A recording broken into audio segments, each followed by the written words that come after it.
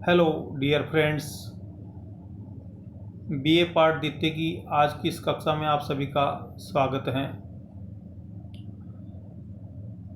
आज इस कक्षा में हम प्रथम प्रश्न पत्र के रूप में मेजर वर्ल्ड कॉन्स्टिट्यूशन यानी विश्व के प्रमुख संविधान,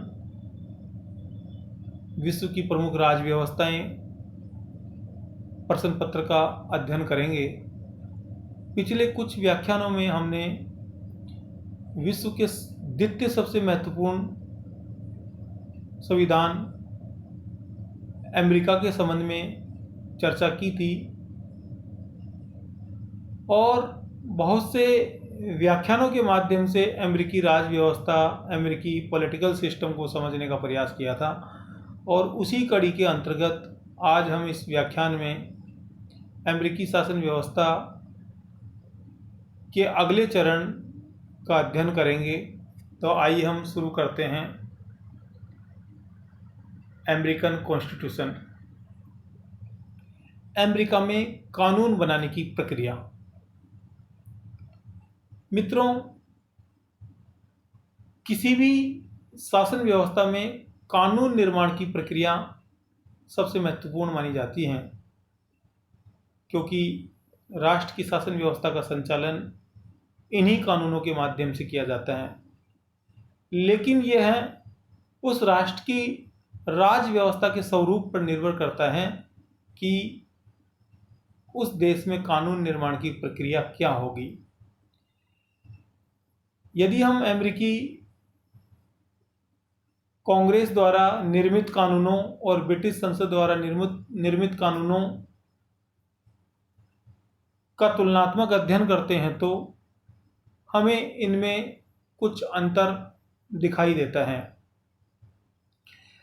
और वह अंतर संसदात्मक शासन व्यवस्था और एकात्मक शासन व्यवस्था, अध्यक्षात्मक शासन व्यवस्था और संघात्मक शासन व्यवस्था के स्वरूप का अंतर होता है।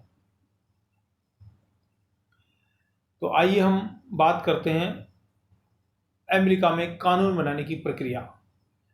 अमेरिका में कानून बनाने की प्रक्रिया को हम मोटे तौर पर 3 भागों में विभाजित कर सकते हैं। पहला, कानूनों का सामान्य परिचय, यानी किस प्रकार के कानून बनाए जाएंगे, उनमें क्या क्या कंटेंट शामिल होंगे, वह कितने व्यापक दायरे को कवर करेंगे। दूसरा, कानून बनाने की प्रक्रिया क्या होगी। भारत में कानून बनाने का कार्य विधायिका यानी संसद के माध्यम से होता है, और अमेरिका में जो विधायिका होती है उसे कांग्रेस कहा जाता है। तो वहाँ भी भारत की तरह 2 सदन हैं, जैसे अपने यहाँ लोकसभा और राज्यसभा है, उसी प्रकार अमेरिकी कांग्रेस में प्रतिनिधि सदन और सीनेट, ये 2 सदन होते हैं।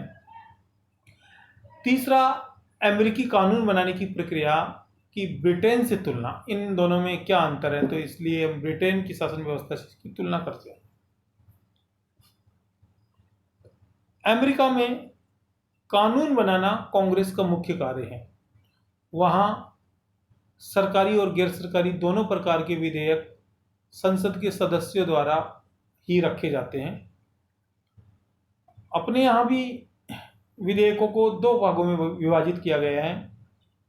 पहला सरकारी विधेयक और दूसरा गैर सरकारी विधेयक।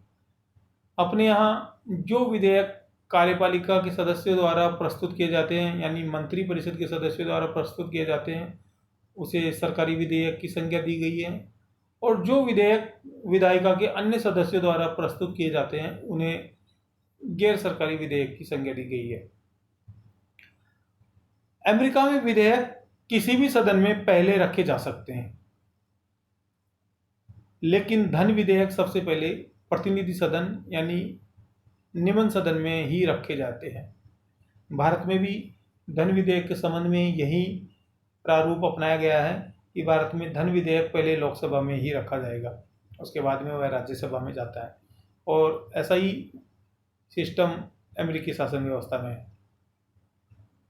अमेरिका में अध्यक्षात्मक शासन व्यवस्था होने के कारण कार्यपालिका व्यवस्थापिका से पूर्णतया अलग है और इस नाते अमेरिकी कानून निर्माण प्रक्रिया और ब्रिटिश कानून निर्माण प्रक्रिया में अंतर आ जाता है, क्योंकि अध्यक्षात्मक शासन व्यवस्था में कार्यपालिका और व्यवस्थापिका की संरचना बिल्कुल पृथक होती है, बिल्कुल डिफरेंट होती है, जबकि संसदात्मक शासन व्यवस्था में कार्यपालिका की संरचना व्यवस्थापिका में से ही होती है।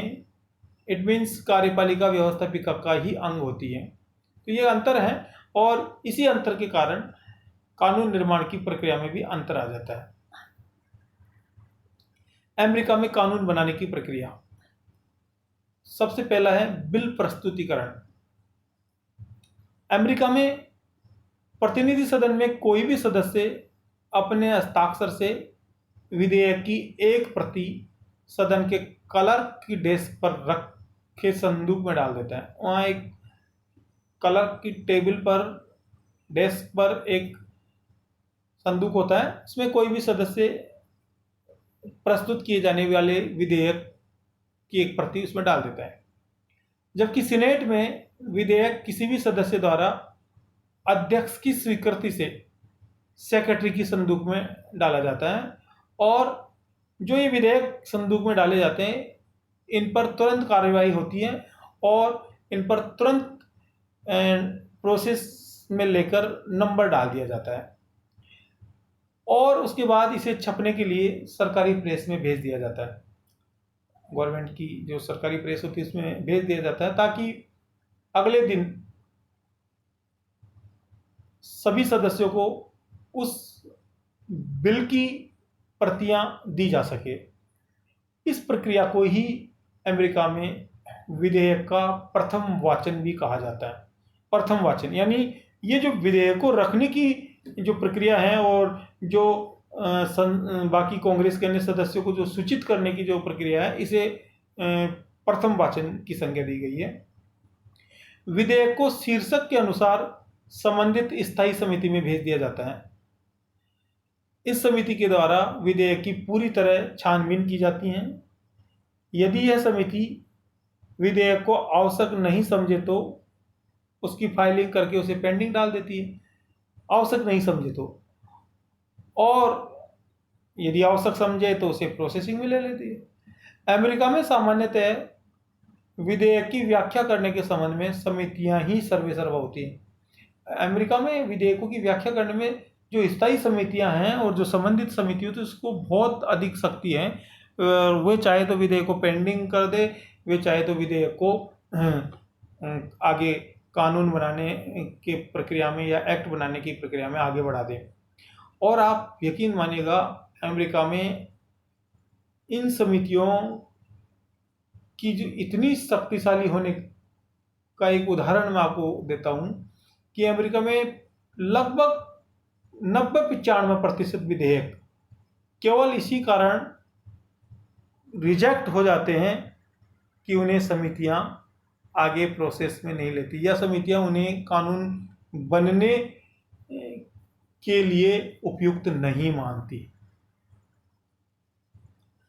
समितियों के पास होकर जो विधेयक आते हैं उन्हें सूचीबद्ध करके किसी निश्चित तारीख को उस पर विचार किया जाता है। अमेरिका में कई प्रकार की सूचियां होती हैं। ये सूचियां वे नहीं जो विषयों का बंटवारा के संबंध में, जैसे भारत में संघ सूची, राज्य सूची, समवर्ती सूची, इनका तात्पर्य इस प्रकार की सूचियों से नहीं है। लेकिन जो अमेरिका में जो सूचियां होती हैं वह 3 सूचियां हैं।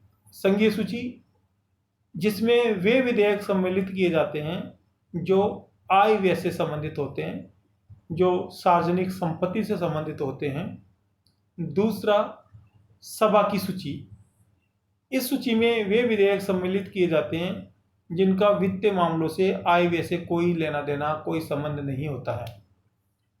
तीसरी, संपूर्ण सदन की सूची। इस सूची में वे विषय सम्मिलित किए जाते हैं जो स्थानीय एवं निजी निगमों से संबंधित होते हैं, यानी जो लोकल जो मुद्दे होते हैं उनसे संबंधित होते हैं। ये संपूर्ण सदन की सूची होती है। उपरोक्त सूची में विधेयक रखने के बाद किसी निश्चित तारीख को सदन उस पर विचार करता है। संपूर्ण सदन की समिति विधेयक के सिद्धांतों और उसके स्वरूप पर विचार करती है।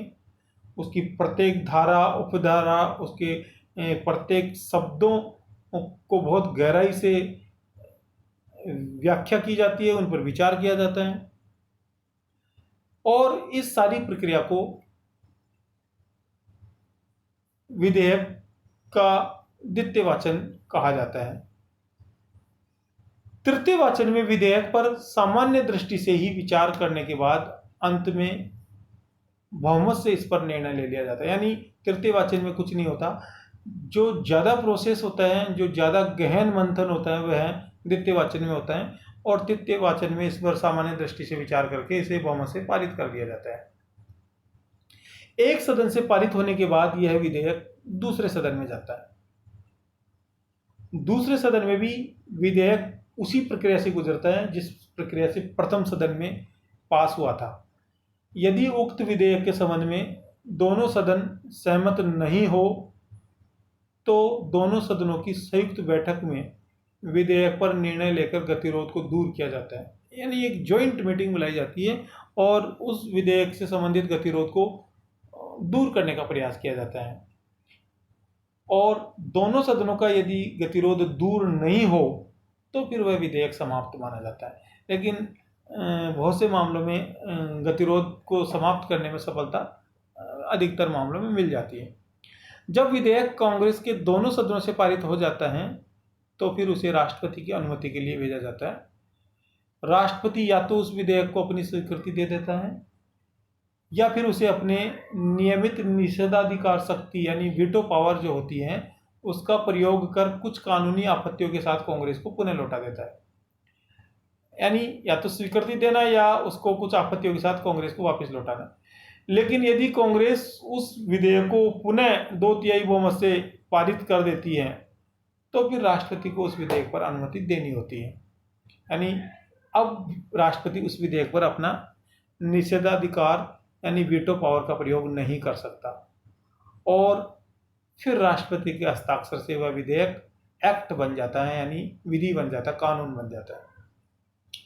कांग्रेस का अधिवेशन समाप्त होने की अंतिम 10 दिनों में राष्ट्रपति चाहे तो उस विधेयक पर अपने वीटो पावर का इस्तेमाल कर सकता है, यानी जिसको अपन पॉकेट वीटो बोलते हैं, पॉकेट वीटो का इस्तेमाल कर सकते हैं। जेबी निषेधाधिकार का प्रयोग कर सकता है, पॉकेट को जेबी निषेधाधिकार बोलते हैं और इससे वह विधेयक को समाप्त भी कर सकता है।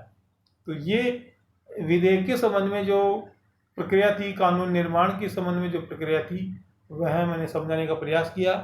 अब आगे इसमें आप लोगों के लिए एक मैंने असाइनमेंट भी तैयार किया है 2 प्रश्नों का, जिसे आपको हल करना है। पहला, अमेरिका में किसी विधेयक को कानून बनाने के दौरान कितने वाचन किए जाते हैं, यानी कितने वाचन होते हैं, तो आपको इसका जवाब देना है, जो आपको मेरे इस व्याख्यान में ही मिल जाएगा। दूसरा प्रश्न है, अमेरिकी कांग्रेस में कानून बनाने की सामान्य प्रक्रिया क्या है, उसे समझाइए। तो ये 2 आपके वर्क असाइनमेंट हैं और आपने मेरे व्याख्यान को ध्यान से सुना, इसके लिए आप सभी को धन्यवाद एवं आभार।